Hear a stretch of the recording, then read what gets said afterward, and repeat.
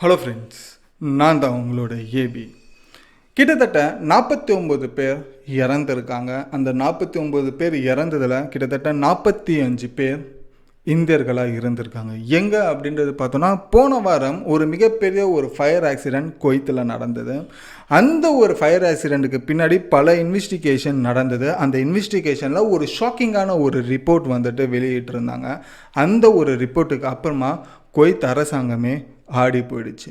என்ன அப்படின்னாக்கா, அந்த எரிஞ்சு போன அந்த ஒரு குவைத் பில்டிங்குன்றது வந்துட்டு யாரெல்லாம் இருந்திருக்காங்க அப்படின்னு பார்த்தீங்கன்னா, கிட்டத்தட்ட 186 பேர் இருந்திருக்காங்க. அவங்க எல்லாருமே ஒரு கன்ஸ்ட்ரக்ஷன் கம்பெனியோட எம்ப்ளாயீஸ். அந்த ஒரு கன்ஸ்ட்ரக்ஷன் கம்பெனியோட எம்ப்ளாயீஸாக இருக்கிற அந்த பில்டிங் வந்துட்டு ஒரு கன்ஸ்ட்ரக்ஷன் கம்பெனியோட பில்டிங்.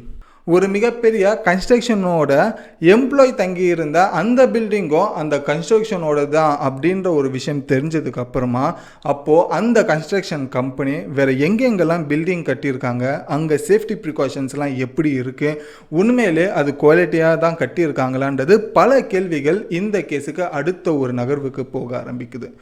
என்ன அந்த ஒரு கன்ஸ்ட்ரக்ஷன் கம்பெனி, அந்த கன்ஸ்ட்ரக்ஷன் கம்பெனி யாரோடது அப்படின்றது எல்லா டீட்டெயிலுமே இந்த ஒரு வீடியோவில் தெரிஞ்சுக்கலாம். அது மட்டும் இல்லாமல் இந்த ஒரு ஃபயர் ஆக்சிடென்ட் எப்படி நிகழ்ந்தது, இதுக்கு பின்னாடி இருந்த காரணங்கள் என்ன, எப்படி 49 பேர் கருகி இறந்து இருக்காங்க அப்படின்றதையுமே இந்த ஒரு வீடியோவில் தெரிஞ்சுக்கலாம். ஸோ வாங்க, ஒரு மிகப்பெரிய ஒரு ஷாக்கிங் ரிப்போர்ட்டை பற்றி தான் இந்த ஒரு வீடியோவில் தெரிஞ்சுக்க போகிறோம். ஸோ இந்த ஃபயர் ஆக்சிடென்ட்டுக்கு பின்னாடி இருக்கிற அந்த டார்க் ட்ரூத் என்ன.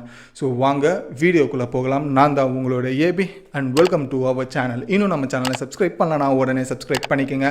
அப்போ தான் இது போல் பல உண்மைகளை நீங்கள் ஒரு விஷயத்தில் தெரிஞ்சுக்கணும் அப்படின்னாக்கா இந்த ஒரு வீடியோ மூலிமா நீங்கள் தெரிஞ்சுக்கலாம். ஸோ உங்களோட சப்போர்ட்டை சப்ஸ்கிரைப்ன்ற ஒரு விஷயத்தில் காமிச்சிக்கோங்க. ஸோ ஃபர்ஸ்ட் விஷயம் எங்கேருந்து ஆரம்பிக்கலாம் அப்படின்னு பார்த்தீங்கன்னா, இந்த ஒரு ஃபயர் ஆக்சிடென்ட் எங்கே நடந்தது அப்படின்னு பார்க்கும்போது, இது குவைத்தில் இருக்கிற மேன்காஃப் அப்படின்ற ஒரு இடத்துல 6 ஃப்ளோர் கொண்ட ஒரு பில்டிங். இந்த ஒரு பில்டிங் யாருக்கு சொந்தமாக இருக்குது அப்படின்றது விசாரணையில் பார்க்கும்போது அது ஒரு இந்தியருக்கு சொந்தமாக இருக்கிற ஒரு விஷயம் தெரிய வந்தது.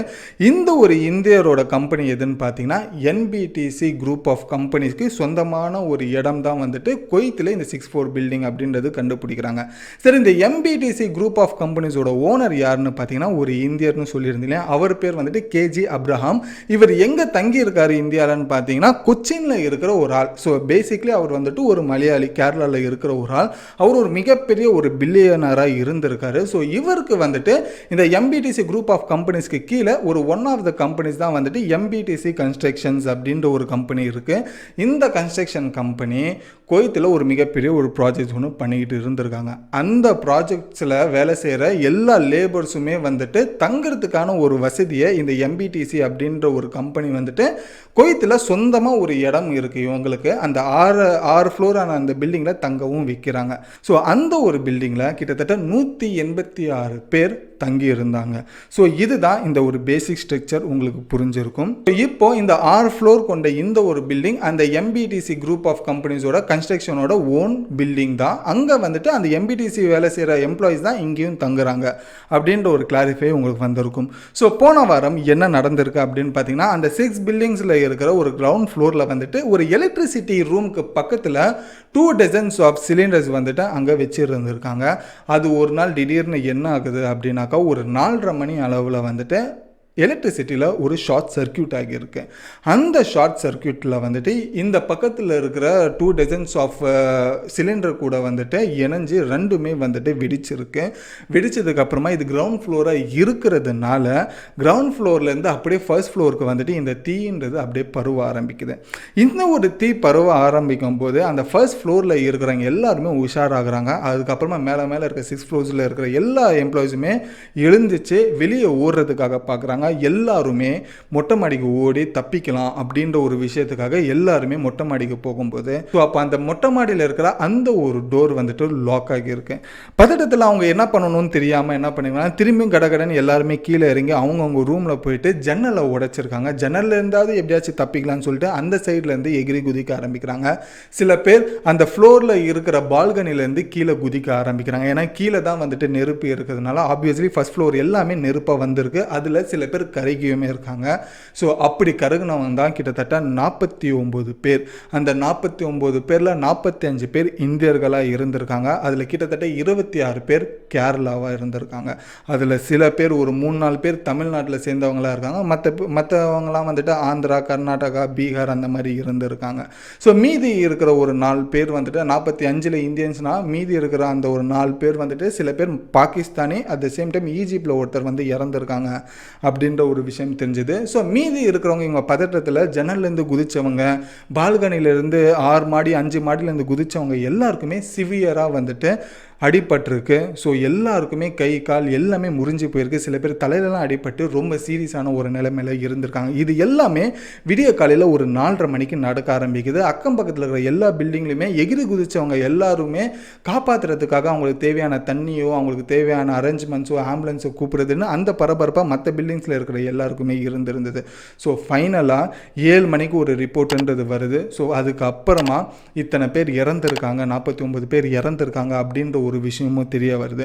இந்த ஒரு விஷயம் தெரிஞ்சதுக்கப்புறமா குவைத்தில் இருக்கிற இந்தியன் எம்பசி அவங்களுக்கு தேவையான ஆல்ரெடி அடிப்பட்டவங்களுக்கு, சிவியராக இருக்கிறவங்களுக்கு மெடிக்கல் உதவிகள் பண்ண ஆரம்பித்தாங்க. நிறைய பேர் இன்னும் சீரியஸாக தான் இருந்துக்கிட்டு இருக்காங்க. பட் இறந்த 49 பேருமே கருகுனதுனால சில பேர் அடையாளமே தெரியாமல் இருந்திருக்காங்க.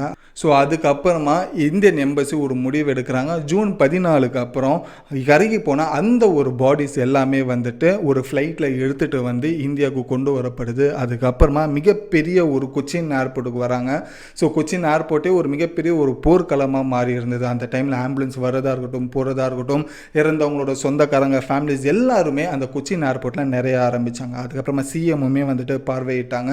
ஸோ இந்த ஒரு விபத்து எதனால் ஆகுது அப்படின்ற ஒரு விஷயம் பார்க்கும்போது தான் இந்த ஒரு ரிப்போர்ட்டில் எல்லாத்தையுமே சொல்லப்படுது. என்ன அப்படின்னாக்கா, ஆல்ரெடியே அந்த ஒரு பில்டிங்கில் ஒரு சேஃப்டி ப்ரிகாஷன் அப்படின்ற ஒரு விஷயம் இல்லாமல் இருந்திருக்குன்ற ஒரு விஷயம் சொல்கிறாங்க. ஃபர்ஸ்ட் பண்ண ஒரு மிஸ்டேக் என்ன அப்படின்னாக்கா, அந்த ஒரு பில்டிங்கில் ஒரு ஃபயர் ஸ்ப்ரிங்க்லர்ஸோ, அதுக்கப்புறமா அந்த ஒரு தொட்டி சொல்லுவாங்க இல்லையா, ஃபயரில் ஒரு தொட்டி மாட்டி வச்சு அதில் தண்ணியோ இல்லை மண்ணோ போட்டு வச்சுருப்பாங்க இல்லையா, ஸோ அந்த மாதிரி ஃபயர் சேஃப்டிஸோ, அதுக்கப்புறமா ஃபயர் பைப் லைன்ஸோ எதுவுமே அவங்க கொடுக்கவே இல்லை அப்படின்ற ஒரு விஷயம்.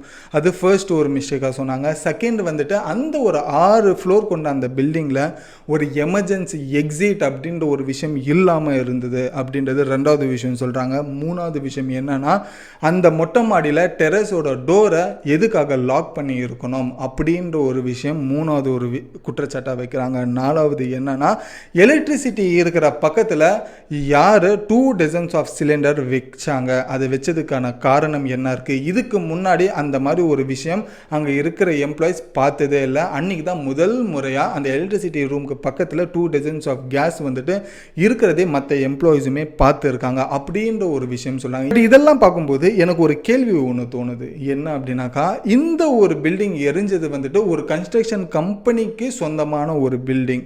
அதில் இறந்தவங்களும் ஒரு கன்ஸ்ட்ரக்ஷன் கம்பெனியில் வேலை செஞ்சவங்களோட ஒரு எம்ப்ளாயிஸ், அந்த இறப்பு எல்லாமே. ஸோ ஒரு கன்ஸ்ட்ரக்ஷன் கம்பெனி அவங்களோட எம்ப்ளாயிஸ்க்கு கொடுத்த அந்த வீடே சேஃப்டி இல்லை அப்படின்னாக்கா, அப்போது ஆல்ரெடி குவைத்தில் எத்தனை பேர் அவங்க அதை பண்ணி இருப்பாங்க, எத்தனை பில்டிங்ஸ் வந்து இந்தியாவில் கட்டியிருக்காங்க, இல்லை வேறு எங்கேயாவது கட்டியிருக்காங்க, அது எந்த அளவுக்கு தரம் குறைவாக இருந்திருக்கும், சேஃப்டி இல்லாமல் இருந்திருக்கும்ன்றது ஒரு மிகப்பெரிய ஒரு கேள்வியாக இப்போ இந்த என்பிடிசி அப்படின்ற இந்த குரூப் ஆஃப் கம்பெனிஸ்க்கு, முக்கியமாக இந்த கன்ஸ்ட்ரக்ஷன் கம்பெனிக்கு ஒரு மிகப்பெரிய ஒரு கொஸ்டின் மார்க்காக வைக்கிறாங்க. இந்த ஒரு விஷயம் சொன்னதுக்கு அப்புறமா இது உண்மையிலே ஆக்சிடென்ட்டா இல்லை ஏதாச்சும் ஒரு பிளான் செய்யப்பட்ட ஒரு விஷயமா இன்சூரன்ஸ்க்காக அப்படின்ற ஒரு விஷயம் பல பேரால் கொடுக்கப்பட்டிருக்கு. பட் இந்த ஒரு ரிப்போர்ட் வந்ததுக்கு அப்புறமா இந்த பில்டிங்கோட ஓனரான அந்த கேஜி அப்ரஹாம் அப்படின்னு சொல்லப்படுற அந்த கேரளாவில் இருக்கிறவர் வந்துட்டு என்ன சொல்கிறான்னா, இந்த ஒரு பாதிக்கப்பட்ட எல்லாருக்குமே நான் சாரின்ற ஒரு விஷயம் சொல்லிவிட்டு அவங்களுக்கு தேவையான மொத்த செலவையுமே, அதுக்கப்புறமா அவங்க ஃபேமிலிக்கான மொத்த காம்பன்சேஷனுமே நானே தரேன் அப்படின்ற ஒரு விஷயத்தை சொல்லியிருக்காங்க. அதே போல் இந்தியன் கவர்மெண்ட்டுமே இறந்தவங்களுக்கு பர் ஆளுக்கு 2 லட்ச ரூபாய் காம்பன்சேஷன் தரேன் அப்படின்னு சொல்லியிருக்காங்க. அதே போல் குவைத்தில் இருக்கிற கவர்மெண்ட் என்ன சொல்லியிருக்காங்கன்னா, இந்த மாதிரி இறந்தவங்களுக்கு வந்துட்டு ஆக்சுவலி எங்கள் சைட்லேருந்து என்ன ஒரு சப்போர்ட் பண்ண முடியுமோ இருக்கிற எல்லா ஃபுல் சப்போர்ட்டுமே நாங்கள் தரோம் அப்படின்றது ஒரு விஷயத்தையுமே சொல்லி அவங்களும் வந்துட்டு ஏதாச்சும் நாங்கள் காம்பன்சேஷன் தர பார்க்குறோம், நாங்கள் தான் இந்த பில்டிங் இந்த அளவுக்கு ஒரு சேஃப்டி இல்லாத அளவுக்கு வந்துட்டு இந்த ஊரில் பில்டிங் வச்சுட்டு இருக்கிறதுக்கு நாங்கள் வருத்தப்படுறோம், அதுக்கும் நான் என்ன காம்பன்சேஷன் தரோன்றதையும் கொடுக்குறோம் அப்படின்னு சொல்லி குவைத்து சைட்லேருந்துமே இதுக்கான ஒரு விஷயம் சொல்கிறாங்க. பட் எனக்கு என்ன அப்படின்னாக்கா, இந்த காம்பன்சேஷன் எந்த ஒரு பிரச்சனையாக இருந்தாலுமே ஃபைனலாக சொல்யூஷன் வருது மக்களுக்கு வந்துட்டு இந்த காம்பன்சேஷன் அப்படின்ற ஒரு விஷயம் தான். நான் ஒரு தலைக்கு 2 லட்ச ரூபா தரேன், 1 லட்ச ரூபா தரேன், 10 லட்ச ரூபா தரேன். பட் அது மட்டும் அவங்களுக்குன்ற ஒரு விஷயம் இருக்காது. மேஜராக மைக்ரன்ஸ் மட்டுமே மிடில் ஈஸ்டில் இருக்கிறாங்க அப்படின்ற ஒரு விஷயம் பார்க்கும்போது இந்த ஒரு விஷயத்தை நான் கண்டிப்பாக பேசி ஆகணும் அப்படின்ற ஒரு முடிவுக்கு வந்திருக்கேன். என்ன அப்படின்னாக்கா, இந்த மாதிரி ஒரு மிடில் ஈஸ்டில் இருக்கிறவங்களுக்கு சில பேர் டாக்டர்ஸாக இருப்பாங்க, இன்ஜினியர்ஸாக இருப்பாங்க, ஹை ப்ரொஃபைலில் வேலை செய்கிறவங்க எல்லாருக்குமே அவங்களுக்கு தேவையான எல்லா அகாமடேஷன்ஸும் வேறு லெவலில் இருக்கும். அவங்களுக்குன்னு ஒரு சேஃப்டின்றது வேறு லெவலில் இருக்கும். பட் அதுவே இந்த பக்கம் பார்த்தோன்னா ஒரு லேபர்ஸாக வராங்க, ஒரு கன்ஸ்ட்ரக்ஷன் வேலைக்கோ இல்லை ஏதாச்சும் ஒரு கடையில் வேலை செய்கிறவங்களுக்கோ இல்லை ஹோட்டலில் வேலை செய்கிறவங்களுக்கோ வரவங்களுக்கு அது டோட்டலாக வேறு மாதிரி ஒரு அகாமடேஷன்ஸாக இருக்கும். ஈவன் தோறும் அவங்களுக்கு சேஃப்டி கூட இருக்கிறதில்ல. அந்த மாதிரி சேஃப்டி இல்லாத இடத்துல இருக்கிறதுனால தான் இன்றைக்கி இவ்வளோ பெரிய ஒரு ஃபயர் ஆக்சிடென்ட் நடந்ததுக்கான ஒரு முக்கிய காரணமாகவே இருக்கும். இந்த மாதிரி ஒரு மைக்ரெண்ட்டாக வரவங்களுக்கு ஏன் ஹை ப்ரொஃபைலில் இருக்கணும் வேற ஒருத்தனுக்கும், லோ ப்ரொஃபைலில் இருக்கணும் வேற ஒருத்தனும், நம்ம ஏன் பிரித்து பார்க்கணும்? அவங்களும் மனுஷங்க தான், அவங்களும் மைக்ரன்ஸ் தான். அந்த நாட்டை நம்பி வந்திருக்காங்க. ஊரில் அவங்களுக்கு கடன் இருக்கும், அந்த கடனை அடைக்கிறதுக்காக தான் இந்த மாதிரி வெளிநாட்டுக்கு வந்து வேலை செய்கிறாங்க. 10 வருஷம் 5 வருஷம் வேலை செஞ்சு காசு சம்பாதிச்சு வீட்டில் போய் செட்டில் ஆகணும்னு தான் வராங்க. பட் அவங்களுக்கு அந்த நாடு ஒரு சேஃப்டி அண்ட் அகாமடேஷன்ஸ் அப்படின்ற ஒரு விஷயம் இதுக்கப்புறம் கொடுக்கணுன்றது தான் என்னோட ரெக்வெஸ்ட்டுமே நான் சொல்கிறேன். என் ரெக்வெஸ்ட் சரியாக இருந்ததுன்னா உங்களோட கருத்துமே கமெண்ட்லேயே சொல்லுங்கள். இன்னும் அடுத்தடுத்து நம்மளோட வீட்லேயும் யாராவது போயிருக்கலாம் அப்ராடுக்கு, நம்மளோட ஃபேமிலிஸ் ஃப்ரெண்ட்ஸ் யாராவது அங்கே வேலை செஞ்சுக்கிட்டு இருக்கலாம். அவங்களுக்கு என்னென்ன மாதிரி இன்னும் அகாமடேஷன்ஸ், இன்னும் என்னென்ன சேஃப்டி லெவல்ஸ், இன்னும் அவங்களுக்கு என்ன மாதிரி ஒரு விஷயங்கள்லாம் பண்ணால் பெட்டராக இருக்கும் அப்படின்றது நீங்கள் என்ன நினைக்கிறீங்கன்றதையும் கமெண்டில் சொல்லுங்கள். ஸோ அது மற்ற எல்லாருக்குமே வந்துட்டு ஒரு புரிதலை கொடுக்கணுன்றதை நான் நம்புகிறேன். ஸோ இதுதான் இந்த ஃபயர் ஆக்சிடென்ட் பின்னாடி நடந்த ஒரு மிகப்பெரிய ஒரு ஷாக்கிங் ரிப்போர்ட். இந்த ஒரு இன்ஃபர்மேஷன் பிடிச்சிருந்தால் லைக் பண்ணி மற்றவங்களுக்கும் ஷேர் பண்ணுங்கள். ஆக்சுவலி என்ன நடந்தது அப்படின்றது அவங்களும் தெரிஞ்சுக்கிட்டும். ஸோ இன்னும் நம்ம சேனல் சப்ஸ்கிரைப் பண்ணனா உடனே சப்ஸ்கிரைப் பண்ணிக்கங்க. இதோட இந்த வீடியோ முடிச்சுட்டு நானும் கடையை மூடிட்டு கிளம்புறேன். And then bye bye AB.